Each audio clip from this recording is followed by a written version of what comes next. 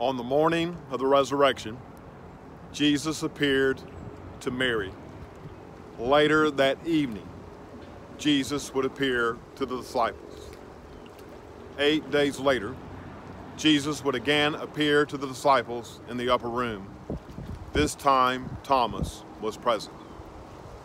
Each of these individuals had their own reaction to receiving word that their Lord and Savior, Jesus Christ, had been resurrected from the grave. Mary made her way to the tomb early in the morning. Seeing that the stone had been rolled away, she ran back to the disciples. Mark tells us that Mary entered into the tomb. Either way, Mary was fearful and overcome with emotion. And then she heard her Lord call her by name, Mary.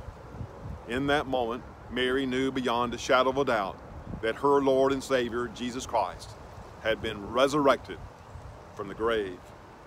John and Peter were in a foot race to the tomb. John outran Peter, but did not go inside. Peter went all the way into the tomb, but the evidence was not enough to convince him. Timid John went inside. When John walked in, John recognized that Jesus Christ, his Lord, had been resurrected from the grave. Thomas needed proof. Thomas needed to see the physical body of Jesus. Seeing Christ's body, hands and feet, Thomas believed. My friends, however or whatever our reaction may be to the resurrection, I invite you to be open to hearing the stories of Jesus.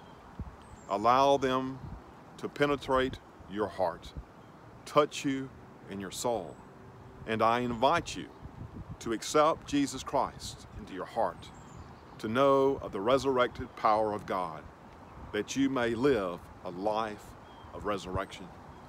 I invite you to join us for worship, or join me for that cup of joe, and let us explore this life that Jesus Christ has so graciously come to offer to you and to me. Thank you for this time and this opportunity on Talk of the Black Waters.